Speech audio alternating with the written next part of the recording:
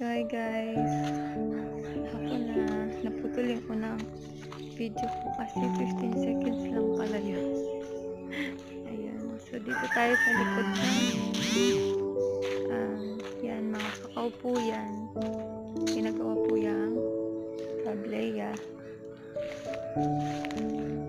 Ayan, marami po kaming tanim na kakao. Ito po ay mga 5 years old pa lang pero namumunga na po siya. Kumikita na din po kami dyan. Medyo malaki na din, nakakatulong na. Ayan, tapos may mga kopra din po kami. Kaka-harvest lang din po niyan. Ayan.